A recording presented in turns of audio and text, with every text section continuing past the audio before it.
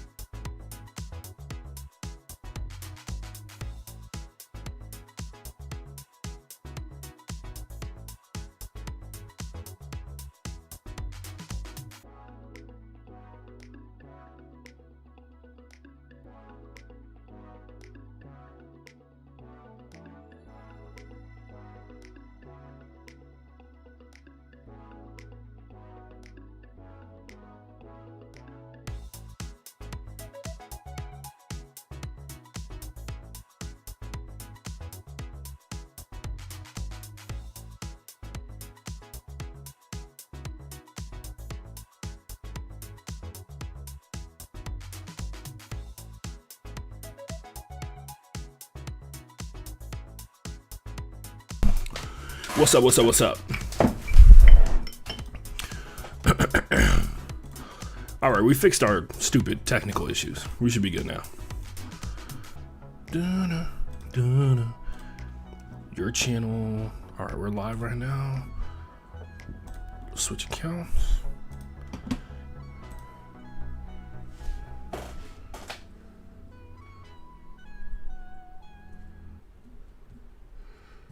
Man, my boy just put in a fucking chat like, my friend just asked, is anybody down to go to the Rose Bowl? Like, we just gonna pick up and go to the fucking Rose Bowl or some shit like that. Which, I mean, I guess we could. I would be down. I've never been to the Rose Bowl. Did I ever tell you guys the dumbest story of all time? I'm from Houston, Texas, and there's a part of town. It's its own independent city. If you're from Houston, you know what this place is called. But it's called the Get Down. Past the Get Down, Dina. And I used to think that that's where the Rose Bowl happened for like the longest. Like straight up. That was before I was like really into sports. But yeah, it was rough. I'm not even gonna lie. All right, so we're scrolling around here. We're trying to make sure everything is set up. Because in a couple seconds here, we're about to start the Bro Boy Sports Podcast for the first time in a long time. And we're about to kill it. Like, honestly, we're going to go off the cuff. It's the best way to get down. Pass it. There we go. That was me telling that stupid story on YouTube. Good to know that you guys can hear me now. It's the most important part. Your ability to hear me. Not necessarily see me, because I have a face for radio, as most of you know. Actually, I'm learning as I get older in my life. One of two things are true, and they may be true at the same time. Women have very low standards for what qualifies as an attractive man, or I am one of those men who is attractive to people, and I'm not mentally ready to handle that because of years and years of bullying when I was in high school, and honestly, literally just high school. That's weird how 4 years can really define like your whole perception on how you look as a person. Whatever. We don't have time to get into that. We have much more important things to do. Twitch, YouTube, and we have far more important things to get into. Let's be for real, guys. We gotta talk about sports. You know, the thing that helps us hide our emotions, just like when we go to the gym. Notes. Key links from the notes. Let's do it. Come on. There we go. That's why we set it up like this.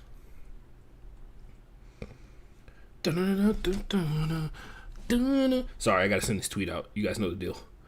I'm actually gonna send the tweet out this time, and it's not gonna be me fucking around with the audio stuff for 20 minutes. If you were there for the first 22 minutes of the show, shout out to you. You're a real trooper.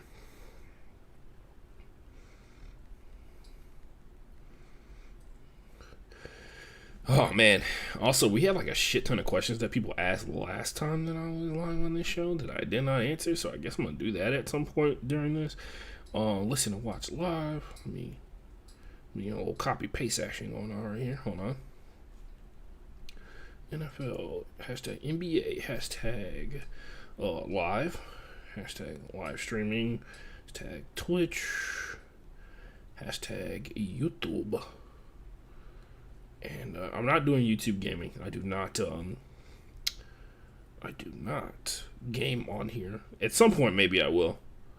I would love to get just like absolutely destroyed by people who are actually good at games, because the game I would play would be 2K, and I refuse to adapt to the meta of what 2K operates as on a regular basis, and instead, I typically find myself playing a type of player that's good at distributing the ball, and we all know that that's not what 2K is about. I will say I've done some pretty amazing things with me and my boy Kevin Tran, who's been on, well, he hasn't been on the show, but he listens sometimes. We've done some pretty dope things, I'm not gonna lie.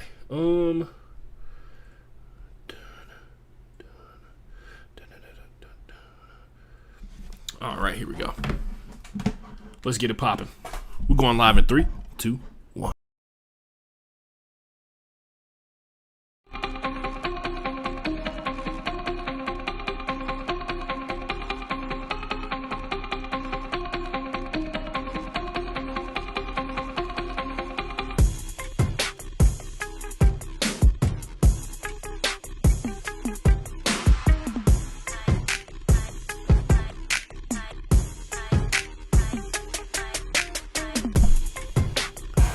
Ladies and gentlemen, boys and girls, and everybody else in between, I'm Ashton G. Lewis. This is the Broke Boy Sports Podcast. As you know, it's been a while. It really has. I think it's been like 3 weeks. It's been a month in the NFL since we've been live again, and a lot of that is centered around the absolutely insane things that have been going on. As you guys know, we're back to this being a full-on, earnest version of the Broke Boy Sports Podcast because I'm currently unemployed as of right now. Currently unemployed, right? And then the other thing that's going on, what else? What was the other thing? Oh, right. So many Quidditch tournaments. I had 2 Quidditch tournaments within a span of a month, and as you know, the tradition on this show is that I don't actually do a show on the week or the Friday before Quidditch tournaments or whatever, because I use it as a travel day, and sometimes that bleeds over into the entire week. I will say the lack of motivation is at an all-time high. Like all-time high right now. Not even gonna front on you guys, right? So it be like that sometimes. It really do be like that sometimes. I can hear, hold on. I'm hearing the show somewhere. I'm hearing the audio from the show in the background, and I have no idea where it's coming from. This is weird. Is it? Oh, okay. This is getting weird. Anyway, I'm hearing the audio from the show. So if you're hearing like the actual track playing for some reason, oh, there it is. That's why. It's because I had it on like 2 instead of absolute 0 for the audio. Anyway, we got a lot of stuff going on. Don't forget, I'm Ashton G. Lewis. This is the Broke Boy Sports Podcast. We got nerd news. We got best of the best, worst of the worst. We got We Talking Money or We Talking Money. We got about a week ago. We got also what's popping, just like in the world of sports in general or whatever. So let's get right into it. Don't forget, you can follow me across social media platforms. The Ashton Forever is where you can find me on Instagram and where you can find me on TikTok. Out of all my social media platforms, for some reason, the one where you can physically see my face on a regular basis is the one that I'm popping off on. Instagram is the one that I've got a good chunk of followers on. Not more than I have on my Twitter account, obviously, because if you know the origins of my Twitter account, you understand why I have like over 4,000 followers or whatever. So we're trying to work on getting like sports fans involved with it and stuff like that on a more regular basis. We'll see. Other than that, follow me on Twitter at FB_playbook. You can also follow me on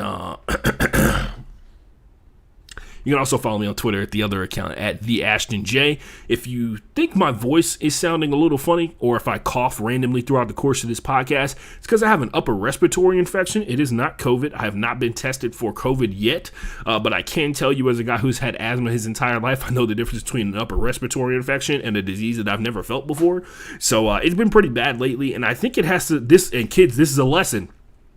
I think this respiratory infection happened because I ran a mile around my neighborhood, and one block, or not a block, but like a quarter of the mile, my neighbor was burning trash, and the smoke got into my lungs for an entire like 4 or 5 blocks before I turned the corner to continue running my mile. Lesson being there, kids, don't run cardio. Yeah, don't do it. It's not worth it. Anyway, I think that's legitimately what happened, and my lungs are just like, you suck for running through this smoke. So hopefully next time I run a mile, which was supposed to be today, but my cardio has not been feeling great because of the smoke inhalation that I suffered from. It is something I did not do today.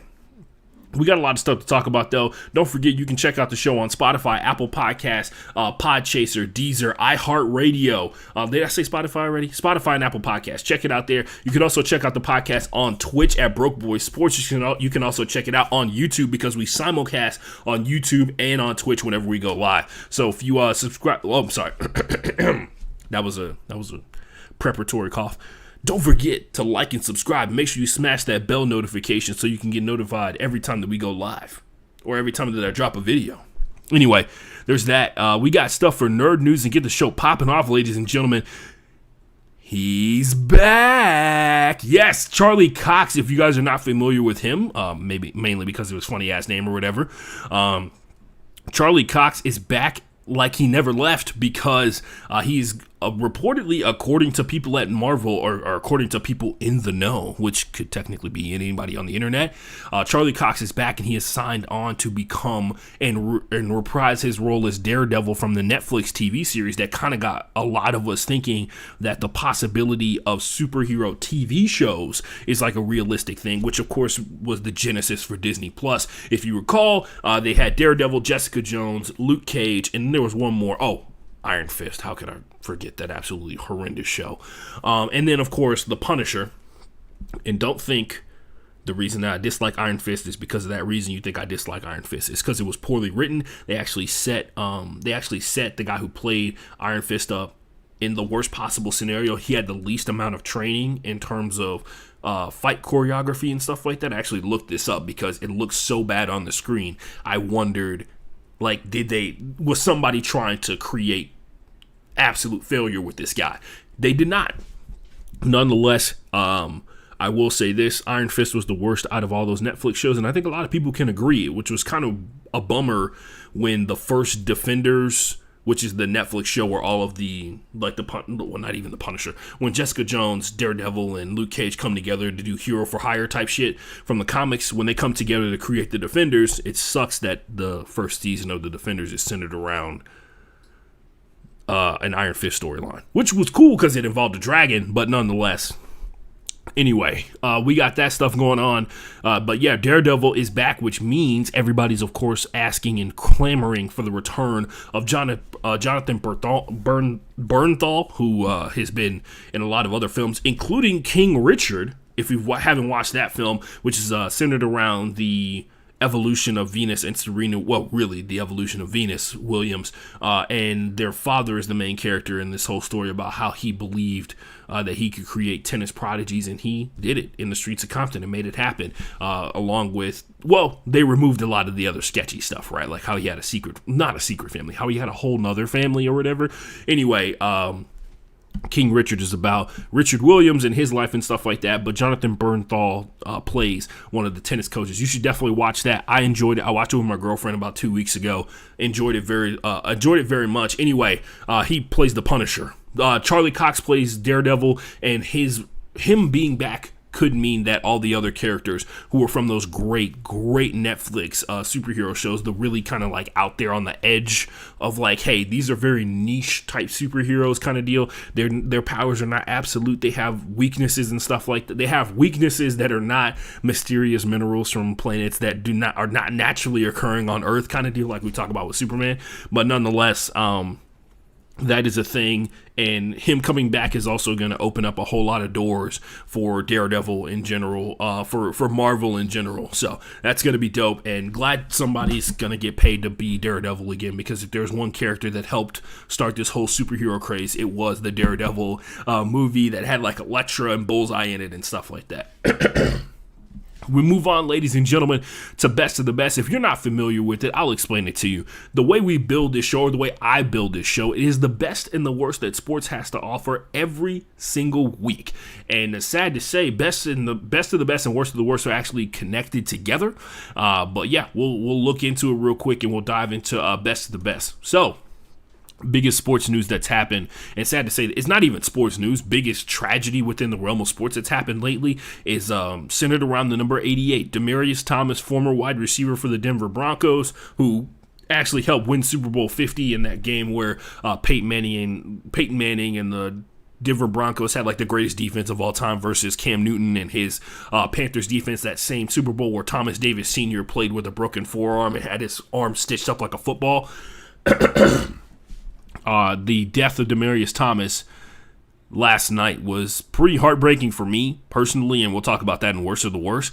But yeah, nonetheless, in the wake of the tragedy of his death, there have been so many people who have come out and said and told and given us a glimpse into more of a glimpse into the person that Demaryius Thomas is than we had already had before. And it's as you can imagine, a guy who comes from such a horrifying place and such a horrifying backstory, goes out there and does a lot of great things when he gets the opportunity to, when he's given a platform. It's weird how that works out. Good people somehow find a way, regardless of the situation. But nonetheless, Broncos safety Justin Simmons, his current Broncos safety Justin Simmons, commits to donating $88 for every single tackle that is made this upcoming Sunday when the Broncos play, in honor of the deceased Demaryius Thomas, who was a big advocate for not only charity in general, but in particular charity that was centered around the welfare of children, because he grew up in such an adverse and really unsafe environment for children in general. So we got that going on. That's Best of the Best. And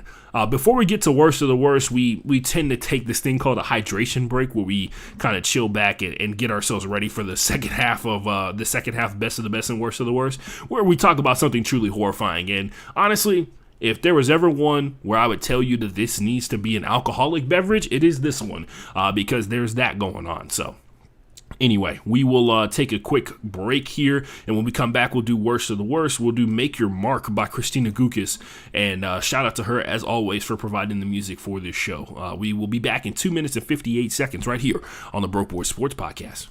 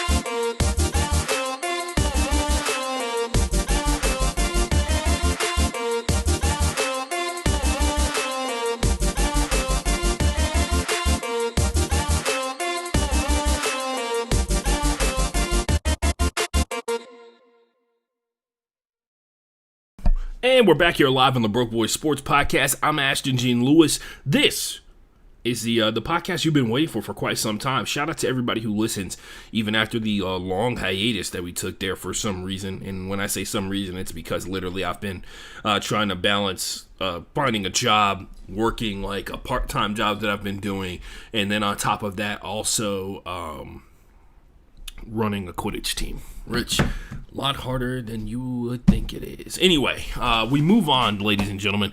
Get to the saddest part of the show, hands down. I used to try and not focus on. I used to try and be that guy because at first, we used to have one segment that was in particular. I'm not going to say the name of it. We used to have one segment that was literally just about like some of the most messed up stuff that it could possibly be about. And we don't talk about that segment anymore. We've moved on from it. But I do feel like there is a necessity to talk about the bad things that go on in sports. In particular, one like this one. This is worst of the worst.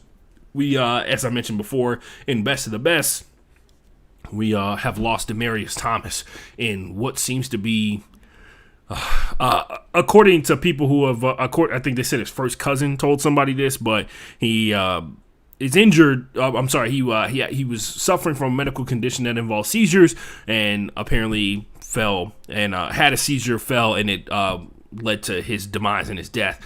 I haven't gotten an update since then. A lot of people were saying that he fell while he was in the shower and ended up dead or something like that. And as time goes on, maybe we'll get the real answer for what happened there. But the fact of the matter is, it was truly a massive loss just in general. And then on top of that, it hit me pretty hard. I was in the bar with my friends playing darts, and I got an update from Bleacher Report, surprisingly enough, about the death of Demaryius Thomas at the age of 33. And maybe it's because I'm 29 years old right now, or maybe it's because it seemed really unfair for a guy who had gone through so much already for his life to end in that type of manner.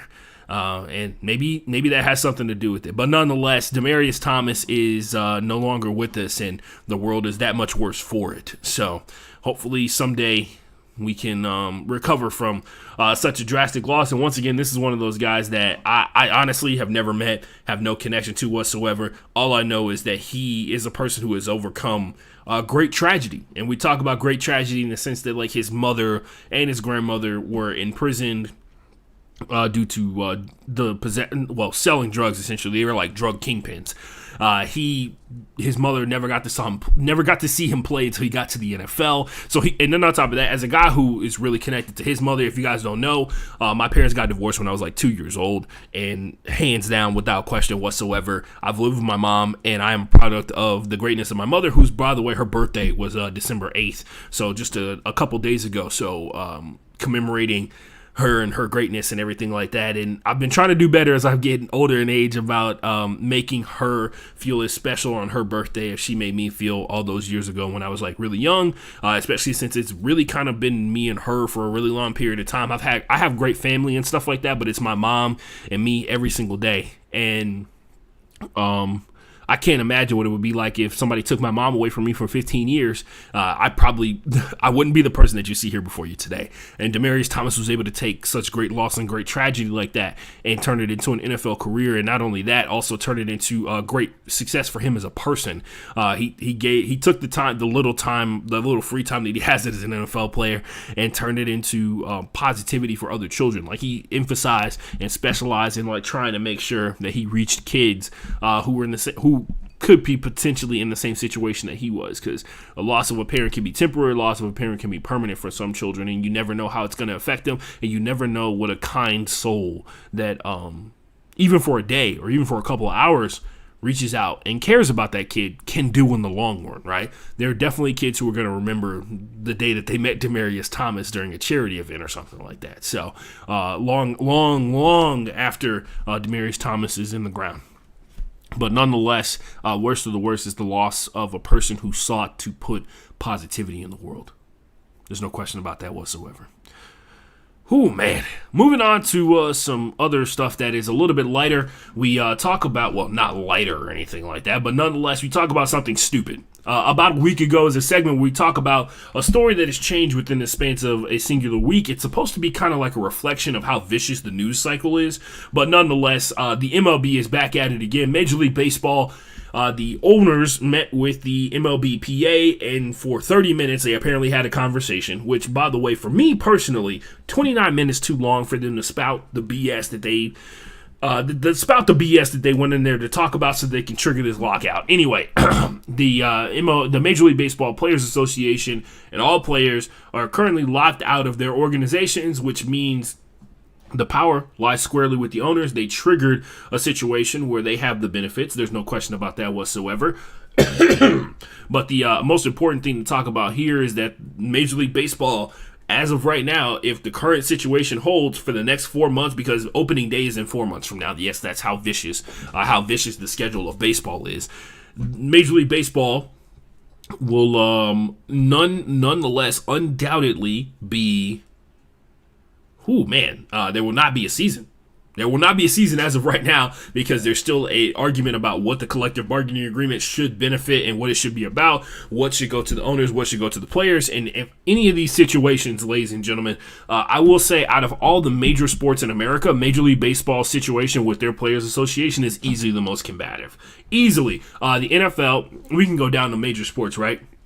The UFC doesn't have a collective bargaining agreement, and that's like by design, because Dana White tried to tell everybody that he takes care of his fighters, and there's been plenty of examples where he hasn't. So that's one of the 5 major sports, right? NHL, like the power squarely belongs to the owners of the team, despite the fact that we saw earlier this week an NHL team was struggling to pay the bills. The Arizona Coyotes, the team that has long been speculated to be the team that is slowly relocated to Houston, which, once again, ladies and gentlemen, if you have any kind of say in that situation whatsoever, look at me in the eyes right now. Look at me right now. You don't want that. We want the expansion rules. We don't want the relocation team. The Arizona Coyotes have sucked ass for the past 5 years, really probably longer than that. The Coyotes have sucked for a very long time, and it's not just going to magically change when they move to Houston, right? And on top of that, the expansion rules are just OP as hell right now. I know the Seattle Kraken didn't take full advantage of it because they ended up with the 2nd pick overall in the draft, but nonetheless, what happened with the Las Vegas Knights and what's happening with the Seattle Kraken are real possibilities for a team that can be expanded out into Houston. And if there's anybody out there who really has a say in this whole thing, you should be demanding an expansion team in Houston, not the Arizona Coyotes. Don't do it. But nonetheless, the NHL, the owners have all the leverage in that situation because they have all the money. The players don't get paid a ton of money. There's a salary cap in the NHL, and they haven't even really reached a point in their development as a league where they naturally need a salary cap, because, I mean, there's one thing to be said about the NFL, right, where there's a quarterback in the NFL right now that's currently slated to be able to potentially make, if he maxes out his contract, which is unlikely to happen, to make half a billion dollars over the course of the next 10 years. I think he's got a 13-year deal or something. It's a 13-year extension or whatever, and he's still on his rookie deal or something. Anyway, that situation is real.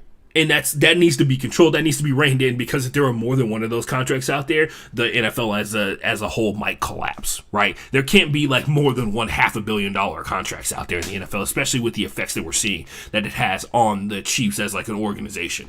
Anyway, we've got that going on. The NBA PA clearly, decidedly so, if there was ever a players association that had a lead on it, or was even on par with the owners association or the NBA as a whole, it is the NBA PA, the Players Association for the NBA, because they know that individuals make their league successful. They know that they need as many Trae Youngs, they need as many LeBron James, they need as many Anthony Davises, they need guys like Carmelo Anthony that can define an entire franchise for a decade. It is not just a couple of players here and there. It literally comes down to a draft spot, right? To get a franchise-defining player. To go from Dirk Nowitzki to Luka Doncic. Massive, massive, massive move for the Dallas Mavericks, and it comes down to one player, right? So, we look at the MLBPA. I will say this, based off the money situation for Major League Baseball, their Players Association out here raking that cash in, and what they should be doing and what they are doing out here is demanding more money for the guys who are at the bottom, right? They don't want to be in a situation, because they just had a guy sign. Was it Corey Seager? Corey Seager signed for a $324 million contract over the next 10 years, which is crazy to think about. But nonetheless, the fact of the matter is, they want money up. They want more guys who are younger getting money up front. They want the younger guys getting money up front. And that's understandable. They don't want people to have to wait like Carlos Correa has had to do, right, for like 5 years, and then he hits free agency, and then he goes out there and gets his $200 million contract, $300 million contract, all that kind of stuff like that. Or Fernando Tatis and everything like that. They want the games to stop at the minor league level where people control your amount of service time and all this kind of stuff like that, take you to arbitration and try and make sure that they prevent you from being able to make a ton of money for as long as possible, right? They want to remove those kind of years because they know for a fact, even though their sport is like low impact in terms of injuries and stuff like that, they know that your earning potential is a small window of time. And so this battle right here, despite the fact that the MLB Players Association has some of the highest paid athletes in this country right now, and that's just like off raw salary, right? That's not about endorsement deals or anything like that outside of the game. That's off raw salary from the sport that they play. They have some of the highest paid players in the game without in any sport in America, and they're still demanding more because they should. Because guess what? Without these players, and you can see it right now, we had the whole situation where Major League Baseball had to remove anything that was associated with the individual player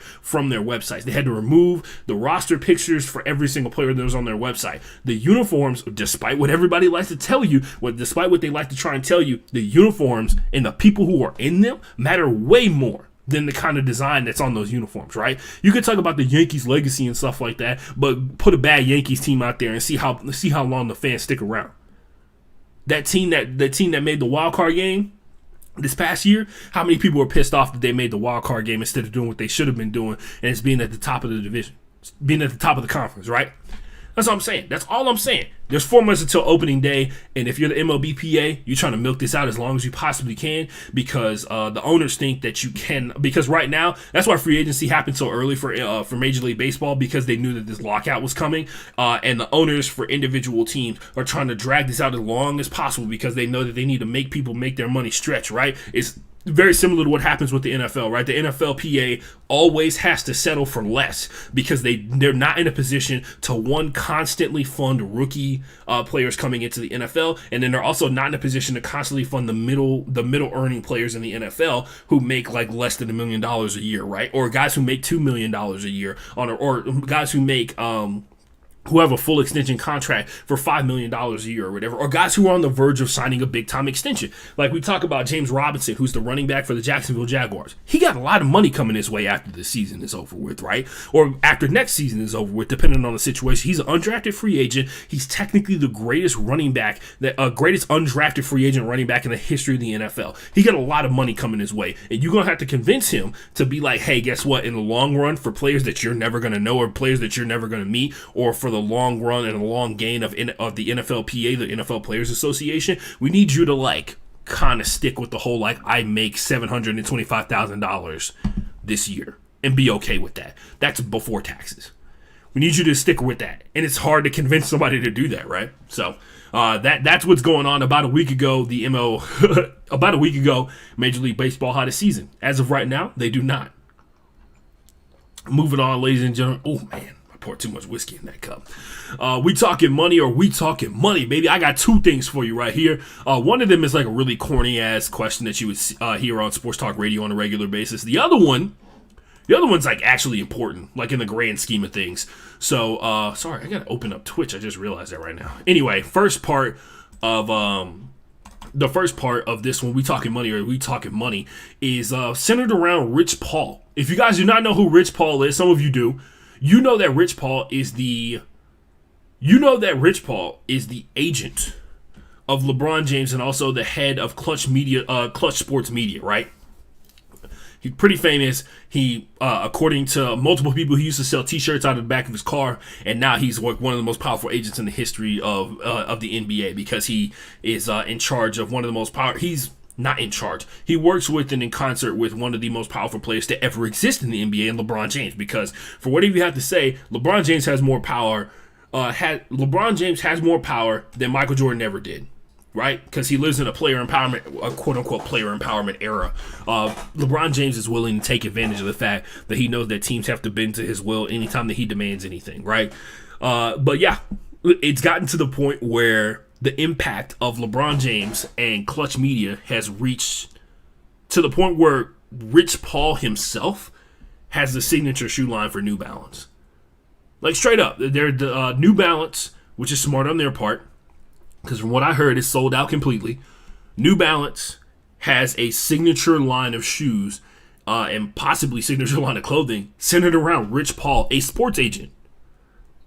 Jerry Maguire, who is based around a guy that I used to actually work with, which is really sad that I don't remember his name off the top of my head.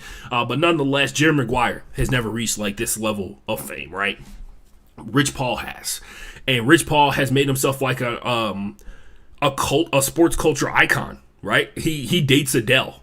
Like his girlfriend is Adele right now. He hung out with Oprah. He is truly iconic in terms of what is possible for not only people who hustle hard, but to also people who feel like the realm of sports agency is cut off from them because they don't have a legal degree or they don't have the formal education or anything like that. And Rich Paul has proven himself to be far more intelligent beyond the normal realms of academia can like quantify on a piece of paper, because you don't get this far with just taking random stabs in the dark. You get this far because people believe in you, people give you an opportunity, and you take that opportunity and you maximize it tenfold, and that's what Rich Paul did. Shout out to him on that one, and he out here getting his bread. Out here getting his bread for not only himself, but also LeBron and pretty much any other athlete that signs up with Clutch Sports Media that just so happens to want to play for the LA Lakers, which is all of them. So we got that going on for We Talking Money or We Talking Money. Shout out Rich Paul for being, as he's always been, iconic. Other stuff going on. Notre Dame safety Kyle Hamilton and Kyron Williams have both declared for the NFL draft, and they are going to be sitting out for Notre Dame's bowl game, which is the Peach Bowl, if I'm not mistaken. Notre Dame finished 5th in the college football rankings when it was all said and done, and when they play on January 1st versus Oklahoma, and it's actually the Fiesta Bowl, my bad, the PlayStation Fiesta Bowl. Both were injured before this bowl game was even announced, and they have decided to not compete in their team's bowl game. I had to ask the question. We were 4 years ago where we were talking about Christian McCaffrey not competing with Stanford and a bunch of other players like Jalen Smith who actually competed for Notre Dame in his bowl game, and it resulted in a nerve injury that many would argue that he still hasn't recovered from. I take that back. He has recovered from it. He's been very open and vocal and honest about how he feels like he's back at 100% for a long time ago. But we saw what happened to Jalen Smith earlier this year. He got cut by the he got cut by the Dallas Cowboys and ended up with the Green Bay Packers. I don't know where I got the Chicago Bears in that mix, but nonetheless, played for the Green Bay Packers, didn't end up panning out for them as well. Anyway, Jalen Smith played in that bowl game, and it set back. I mean, you could argue it set back his career. It took a year away from his career. He got drafted pretty highly. There's no question about that whatsoever. But nonetheless, he lost a year of his career because he had to deal with the fact that he had drop foot. He literally had drop foot at one point, which, of course, if you're a potential NFL player, you have to be terrified with the concept that you may never be able to walk normally again, let alone play in the NFL. So, that being said, I have to ask the question, and this is one for the audience in general. I'm not even going to spout off about this. Hit me up on Twitter at FB_Playbook. Hit me up on Facebook. Hit me up on Instagram at TheAshtonForever. Let me know what your response is. Have we gotten better as a society? Have we gotten to a place where the people who are from the generation that the corny-ass Hoosier generation, which, by the way, Hoosiers is like a bottom 5 sports movie for me personally, but maybe we'll do that for the end of this year. I know I teased it like 2 years ago where I was just like, maybe I'll just do my top 10 sports movies or something. But nonetheless, is this, are we better as a society? Because there's so many guys who are like, I'm declaring for the NFL draft. I'm not playing in those bowl games. I'm not playing in that shit-ass bowl game where they're going to give me like $500 worth of stuff or whatever. Or I'm going to do the gift suites, which, by the way, me personally, one of my favorite articles every single year is SB Nation's gift suite article where they tell you everything that players get from different bowl games and stuff like that. So, but are we better as a society? Have modern-day sports fans in the year 2021 not only come to grips with the concept of like, hey, guess what? I'm a person. This school doesn't need me to play in this bowl game because it literally means nothing, right? Other than to help to raise the profile for the coaches that are coaching in it and for us to try and potentially do something next year? Or are we still in the same place we were a couple of years ago, and maybe the people who were saying it are just a little bit more quiet about it? The people who are pushing the bullshit about, like, you betraying your teammates. And then, of course, the natural response is, like, what kind of teammate doesn't want you to go out there and make the most money that you possibly can? if you have an opportunity to go out there and become a millionaire, because we talk about Kyron Williams, right, from Notre Dame, he's a running back. Like, there's a very high probability chance that he gets hurt in the course of this game trying to compete in the PlayStation Fiesta Bowl, right? There are some, and then on top of that, it paves the way for underclassmen who are not eligible to declare for the NFL draft to get an opportunity on a big stage versus a high-profile team at Oklahoma State, which is one of the best defenses in the country. Many could argue like the second best defense in the country behind Georgia. Are we in a better place? Let me know. Let me know in the comments. Let me know on social media at FB_Playbook. Let me know at the Ashton Forever what you think. Anyway, moving on. Media suggestion. This is actually pretty simple this week. It actually is also directly correlated to my guy, Rich Paul. Not my guy. I'm not like actually cool with Rich Paul or anything like that. But if you are cool with Rich Paul and you want to like tell him, about me, like let me know. Because one thing about Rich Paul, he the money man now. And one thing about the money man, guys, like I teach you on this show, the money man gets his money. Media suggestion for this week, Clutch Academy, which, by the way, I'm going to admit, I have not watched it yet, but I'm going to watch it. It is in my queue. Clutch Academy is a documentary about Rich Paul getting multiple potential NBA stars ready to move on from college and be, hit the ground running in the NBA. And it's not just like random kids. It is literally Brandon Boston Jr., who got drafted this past year. It's Kai Jones from UT, got drafted this past year. Jalen Johnson drafted, Moses Moody, Jericho Sims, Scotty Lewis, and of course, I think he has like Terrence Clark, who, if you don't know, Terrence Clark actually passed away before the NBA draft. So it's really tough, man, to have that aspect of it. But nonetheless, these are guys who have their whole futures in front of them. And it's about how Rich Paul is getting them mentally prepared, physically prepared, and emotionally prepared for what's going to happen at the next stage, because it's about their transition from college and literally this point in their life where they've been complimented on every single thing they've ever done in their entire life. It's like, wow, look at the way that the guy pulls his shorts up. Elite. And getting them ready for one of the most tenuous times in their sports career, where they are going to be constantly scrutinized. People are looking for things that are weaknesses in their game, and that's weakness. There are people who are looking for weaknesses in their game, commenting on people who have really their own harshest critics, right? People who are legitimately their own harshest critic, and then having that put on blast, put it on TV, put it on YouTube, put it on Twitter, all that kind of stuff like that. Getting put onto a global stage, really, because the NBA is the number one basketball league in the world. And these guys who are considered to be top tier draft picks, it is important to understand like where they're coming from and what their mentality is, because they are still effectively, in some cases, children. There are guys who are like 19, 20 years old that are playing in the NBA right now, right? And they're competing against grown-ass men. Like, at some point, Kai Jones and Brandon Boston Jr. are going to have to face off against a team that has the likes of LeBron James, that has the likes of guys like Trae Young, you know what I mean? And they have to be ready for that mentally and stuff like that. So it's a Clutch Academy. I'm super pumped to watch it because, one, I've watched a lot of the other Clutch stuff. I watched the one about Darius Baisley where he had the $1 million internship, which I believe it was like with New Balance or whatever, and it's about his journey through understanding how money is made in the modern day of sports. So I found that pretty cool. We're going to take a quick hydration break, and when we come back, it'll be the final segment of the show called What's Poppin'. If you got questions, drop them in the chat, all that good jazz like that. We're trying to round this up and finish it off strong here, and get it back rolling. Get the machine back rolling here, because we were picking up steam, and then I got tired. Anyway, here's Can You See It by Christina Gukis right here on the Broke Boy Sports Podcast.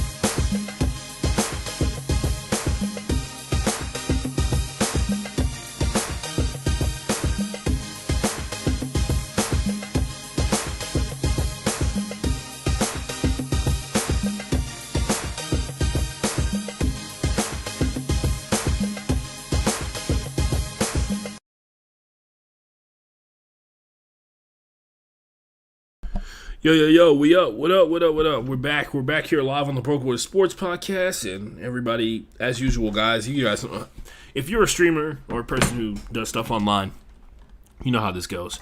Everybody wants to text you right when you're online, and that's your favorite thing on the face of the planet when everybody is trying to get in contact with you all at one time. Nonetheless, that's what's happening to me. But we'll move on. We digress. First of all, you guys are far more important. You know what I mean? We got a couple of things to talk about here. We got an NHL story. Actually, do we? I already did. No, we got an NHL story. We do. This is what's popping. This is basically why I just run down some of the cool stories that are happening in sports, guys. This is what's popping in sports. NHL stuff. Marc-Andre Fleury, who, by the way, I have watched like a good chunk of his career in the NHL, but nonetheless, he has become the third goalie all time in NHL history to get 500 career wins when he got a shutout last night versus the Chicago Blackhawks. Shout out to the real legend. Shout out to one of the best to ever do it. And still out here doing it, man. I don't know how bad Marc-Andre Fleury's knees are, but I can only imagine the amount of beer and alcohol that guy has consumed to prevent the pain from his knees to actually getting, really affecting his mindset. Other stuff. Let's talk about the NBA here for a second. So Ben Simmons is back to being the prettiest girl at the ball because now the possibility of him getting traded is actually very legit. And with the trade rumors kind of heating up, and apparently it's supposed to be like a three-team trade or whatever that's going down. It is 8:30, and I have to time code this so people know. It's Friday, December 10th, 8:35 p.m., 8:36 p.m. And as of now, Ben Simmons has not been traded. But there's rumors that there's a multi-team trade going on, which of course has had many people, and I've received this notification multiple times. I've seen this tweet multiple times on Twitter. Damian Lillard is not interested in leaving Portland. That is what I've been told. That is what I've heard. And maybe that is what the most realistic situation ends up being. But, let's be honest. If you swap Dame for Ben Simmons, it's going to be a major downgrade for the Portland Trailblazers, a team that is like a legitimate contender pretty much every single time. Like they were the number one seed in the West, 3 years ago? And they were like they made the playoffs the last 5-6 years in a row or something like that. So they really have been building from the ground up, mainly because they are a team that is centered around player development, and they've done that. So a major trade like this, and then for it to be a trade for Ben Simmons, would be a little interesting to say the least. Other stuff that's going on in the NBA, the Lakers suck. Everybody's saying the Lakers suck, and their record displays it. So Anthony Davis at one point was the worst jump shooter per the amount of minutes that he was receiving. LeBron James was hurt for a good chunk of time for random things that were going on. A lot of people were really obsessed with There was one time when they reported the exact injury that he had, and it's basically the abdominal chain that connects to his lower back. And people were like, why would you put posterior in his injury? It makes it seem like he has a hurt ass. And I'm like, why would that?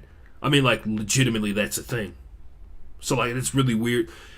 Once again, toxic masculinity in a lot of these situations where it's you can't have your butt injured or some shit like that. Whatever. We all know what they're trying to imply there, and it's really weird.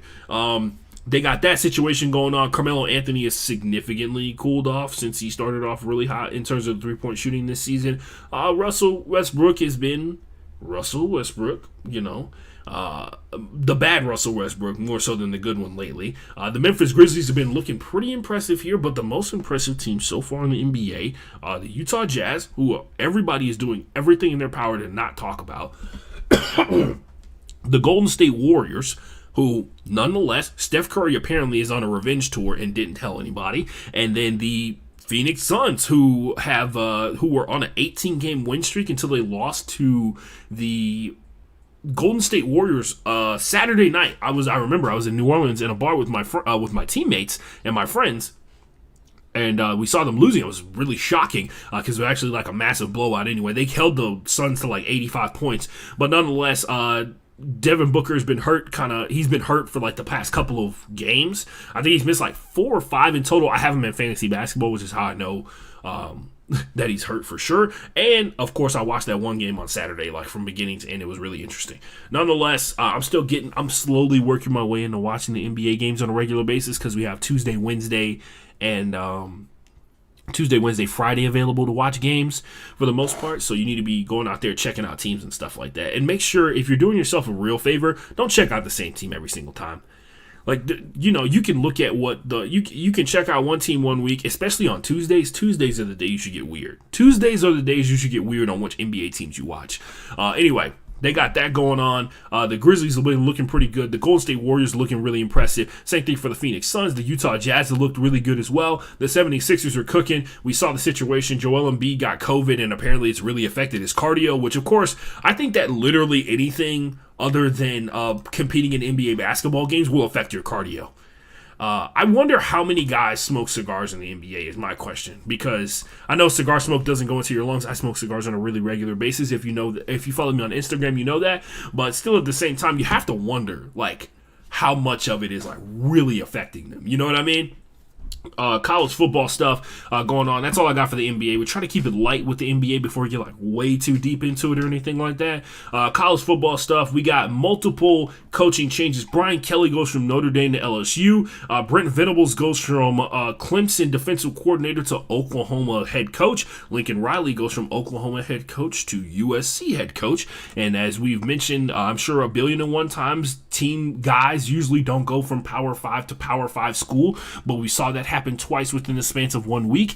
And I will point out, from the perspective of recruitment, it has been like an earthquake essentially. So Clemson has lost 3 IMG players. If you don't know what IMG is, it is a school that essentially is centered around athletics. It is basically if there was the European academy model for sports, because they do it for every single sport. It's not just football, but it's basically they take the concept of like you go to school specifically to get good at your individual particular sport, and you also get an education, but those two things don't have any connection with one another, right? You are there as like a potential money situation for IMG, because I think they get like a cut of your NFL contract or whatever. Anyway, 3 of those IMG players, one of them which was a 5-star, which IMG has a lot of 5 stars for football in general. Clemson has they actually lost all 3 of those guys. One of them was a 5-star. Oklahoma lost 2 commits. One was a quarterback who was following Lincoln Riley to USC, and then they also are down to 2 commits in their 2023 class, which not too much to worry about because they can find guys. They got 2 years to find guys to fill out the 2023 class. And the big loss was definitely Oklahoma losing, this is one hell of a name right here, a defensive tackle by the name of Gabe Brownlow-Dindy. Gabe Brownlow-Dindy. By the way, that's a hyphenated last name. He flipped his commitment from Oklahoma to Texas A&M, which in a couple of years is going to be a problem because Oklahoma will be in the SEC as well. So there's that. Notre Dame lost a 4-star by the name of Devin Moore, who was from Florida, and it was so important to Notre Dame to keep him that they actually went down to Florida to visit him, which is important because he's one of the guys who's going to be in the 2022 class, which for Notre Dame is like 22 guys right now. Max Johnson, LSU quarterback, and his brother, Jake Johnson, who's the number 1 tight end in the country, who he decommitted, and Max Johnson is going into the transfer portal. You have to imagine they're going to go to the same place. Apparently, they're not like a fan of Brian Kelly. Who would have thought? They also didn't get, like, Max Johnson didn't get a ton of playing time. It's not that he didn't get a ton of playing time. He took a lot of L's when he went out there. The college football playoff is decided right now. We got 2 matchups, as you know. That's how the playoff works right now. Next year, we start up the 8-team playoff game or whatever. Bama, which is the number 1 seed in the country, and they'll be taking on Cincinnati, the number 4 seed in the country. And first of all, we need to take a moment here. We need to take a moment, give ourselves a round of applause. We bullied the college football committee into not going for the money. We bullied them into making sure that Notre Dame stayed number 5 and Cincinnati ended up number 4 after they won the AAC versus the University of Houston. We did a great job, guys. We should be very proud of ourselves because we prevented the college football committee from, just completely disrespecting what it means to be a college football national champion, right? Because we took they decided, and most importantly, decided to not go for the money. And I know that was really hard for them, but we made sure that they didn't do it. And that's because of you and me. That's because of those angry tweets we send out. That's because of the people who, I'm just kidding. Other than the angry tweets, that's pretty much all we send out. That's all the media who went out there and pointed out why Cincy deserves to be in the playoff. And of course, as soon as they get like mollywopped by Bama, they're never going to let them get anywhere close near the top 10 again because they're trying to use them to prove a point, which is kind of bullshit. Anyway, they're one of the best teams in the country. They should be treated like one of the best teams in the country. And hopefully that's what's going to happen here. Glad to see Cincinnati finally sneak into the playoffs because I was really worried when the first set of playoff rankings came out, how far down they were, and also just a stern reminder to everybody.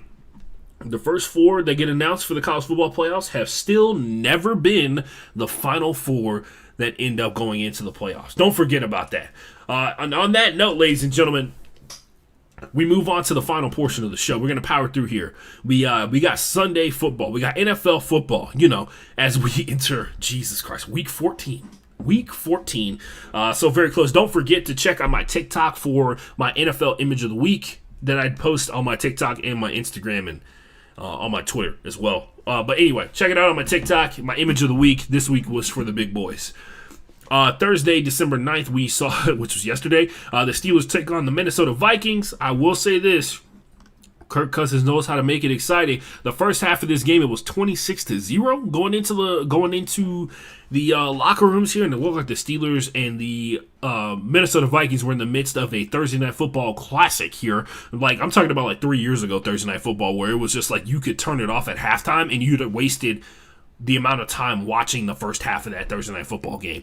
But don't worry, Kirk Cousins came to the rescue, baby. He went out there, he threw 2 interceptions in the second half to give the Steelers 2 touchdowns immediately afterwards, and then got the Steelers into a position where their defense can finally stand up, get a stop a couple of times, even after Dalvin Cook ended up with over 200 yards in the course of this game. The Steelers defense was still able to go out there and force a couple of stops, which helped them get into a position where they had a game-winning drive, thanks to Ben Roethlisberger, who, by the way, had a lot of terrible throws throughout the course of this game, but facts are that last throw to Freiermuth, which was in triple coverage, by the way, Freiermuth had it and dropped it.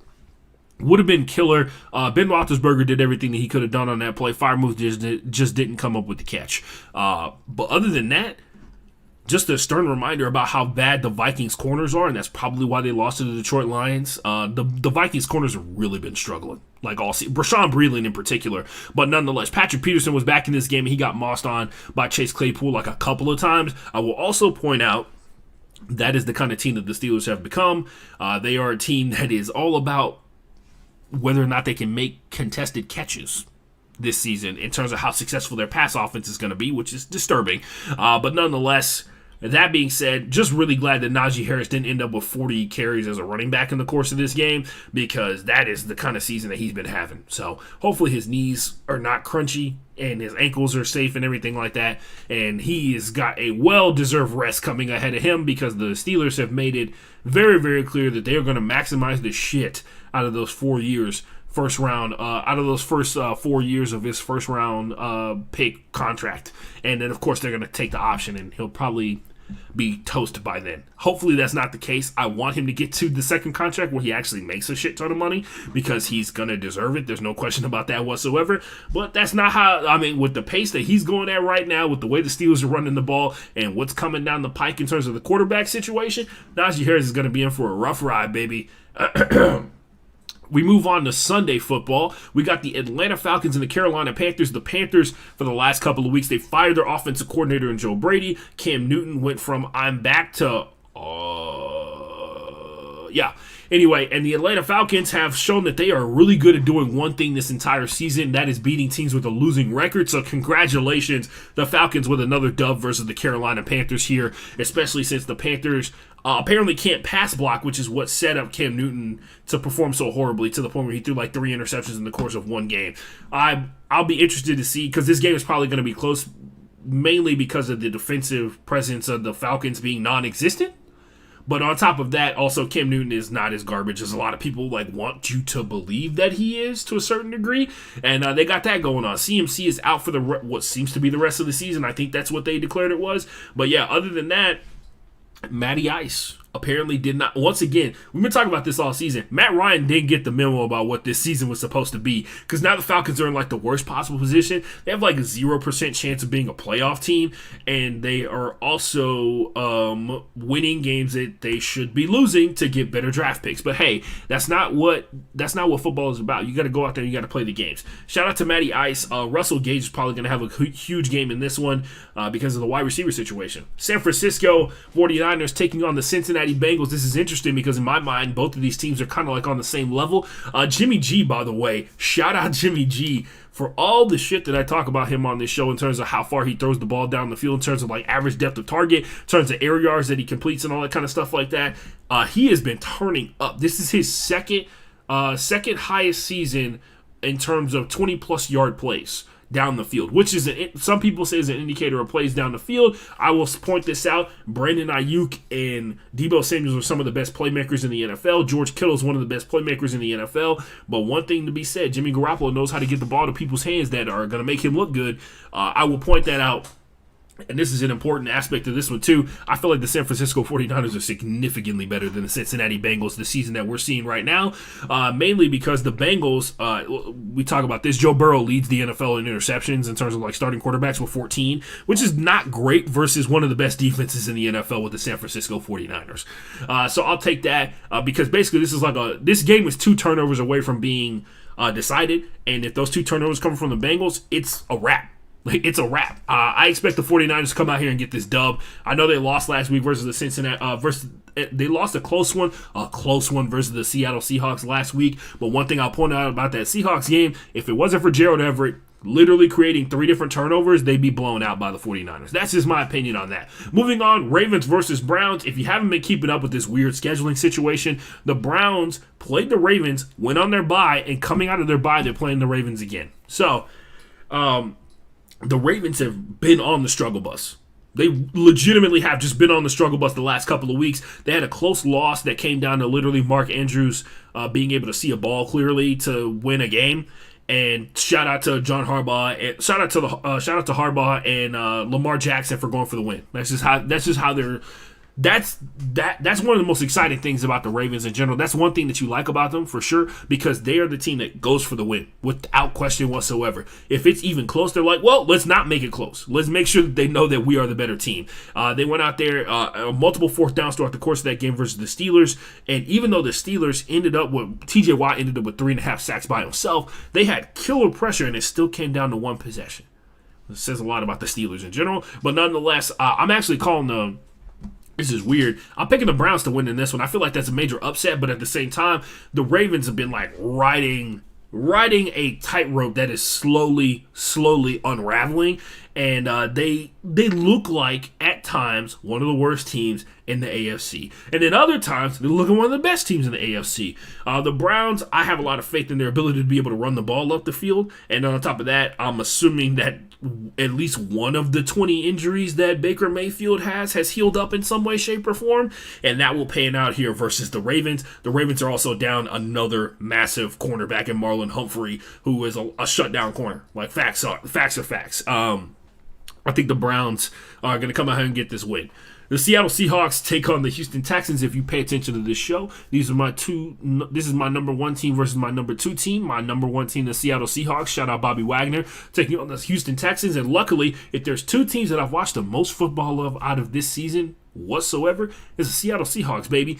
I'm calling the Seahawks to get this dub. And actually, banking on the Seahawks to embarrass the Texans, because I need Russell Wilson to dominate for fantasy football purposes. But also on top of that, I just need the Texans to do what they've done all season, baby. Go out there and do their thing. The Raiders are taking on the Kansas City Chiefs, and oh man.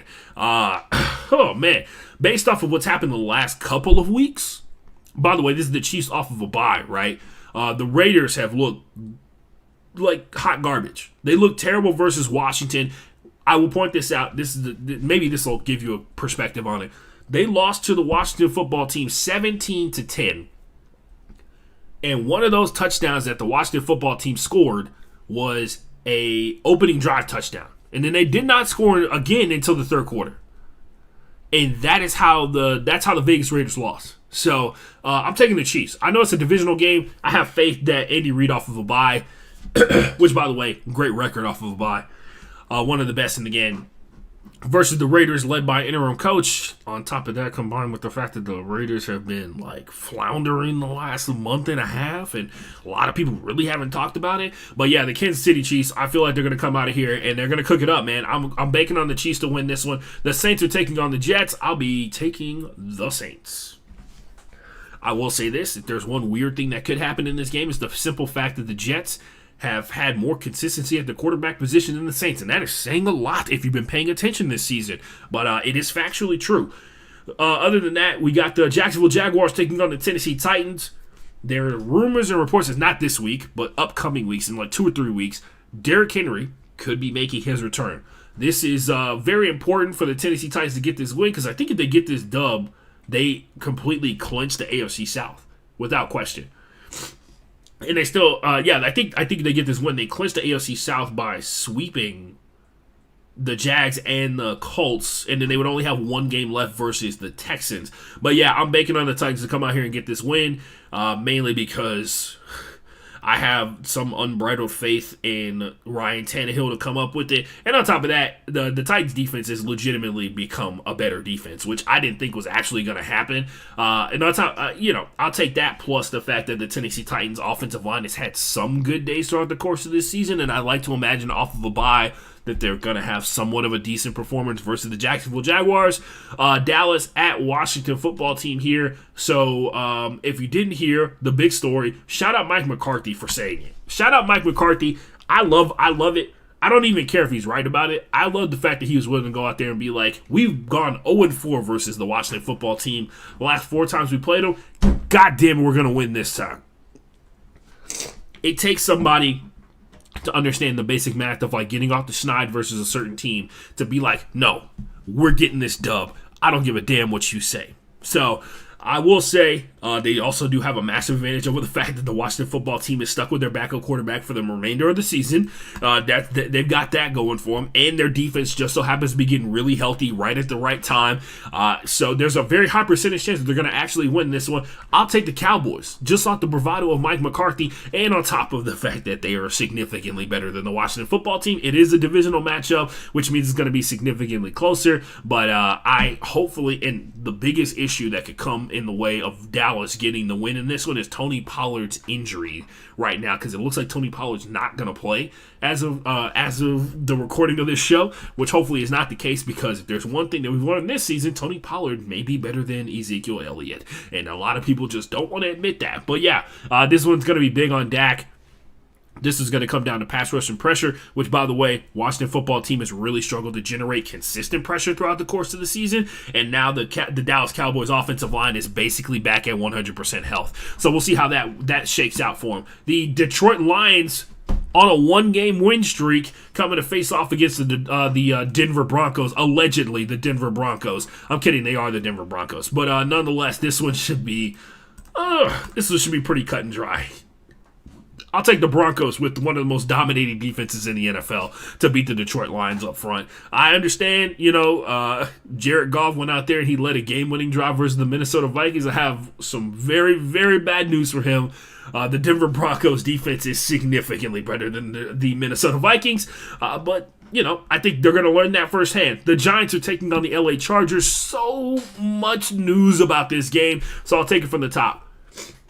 The Giants, more than likely going to be starting Mike Glennon, who is trying to get out of concussion protocol. So it could be Jake Fromm with a legitimate chance to start in this game, but everybody's kind of projecting that it's going to be Mike Glennon as time goes on. The LA Chargers on their side, close contact situation. Chris Harris Jr., Mike Williams, and Keenan Allen have all been put into the COVID-19 protocol and reserve list or whatever. Keenan Allen actually tested positive for COVID earlier this week, so he had to fulfill a certain I think it was like five negatives in a row, or 4 negatives in a row or whatever. He is not going to be able to do that.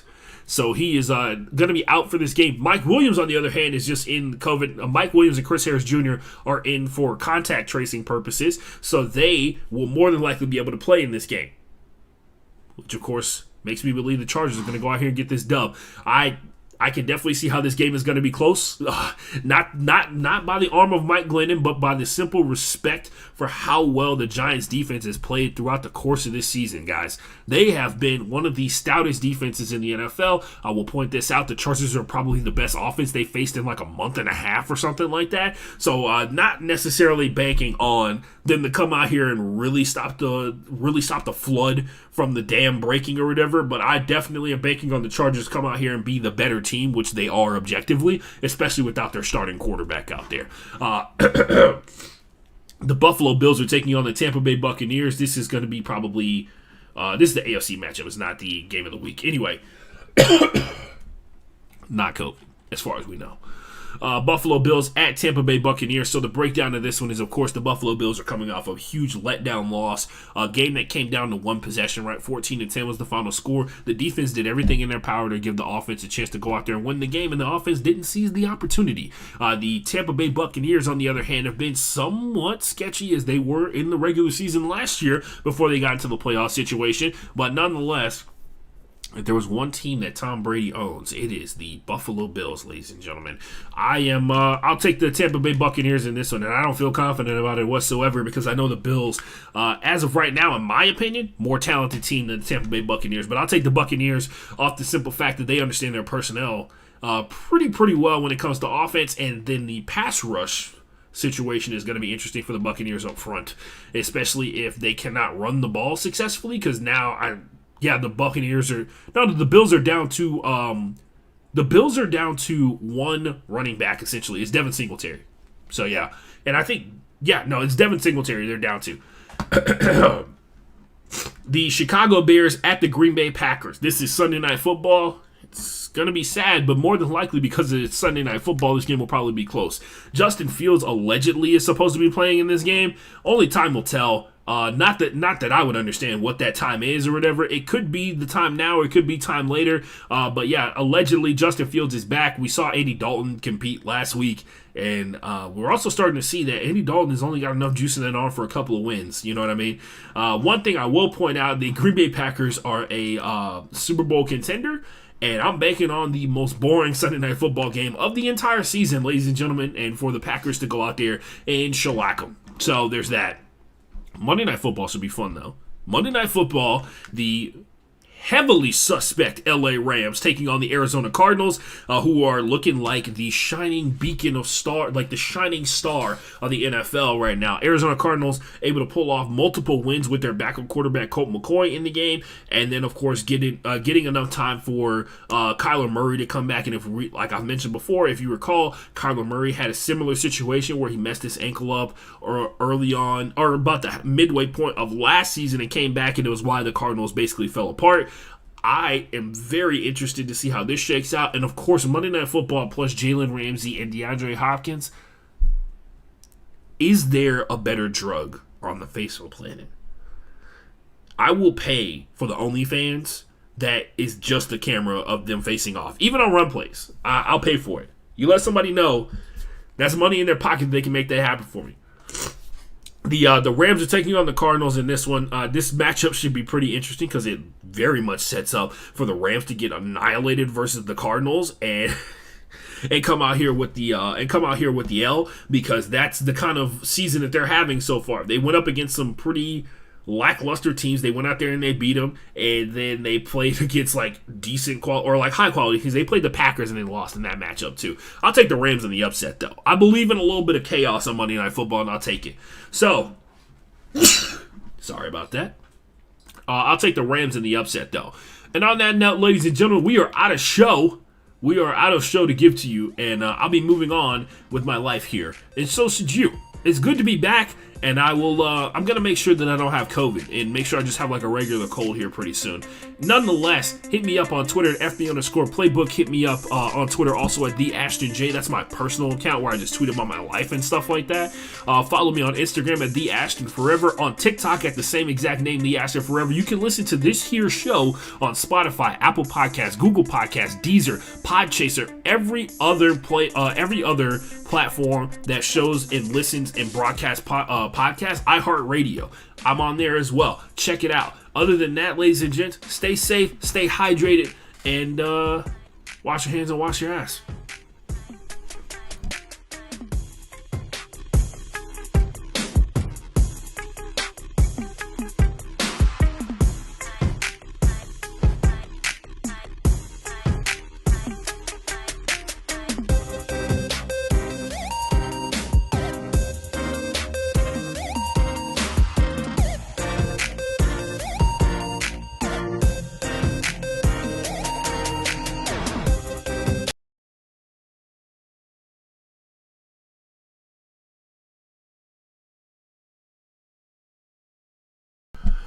Yo, what up?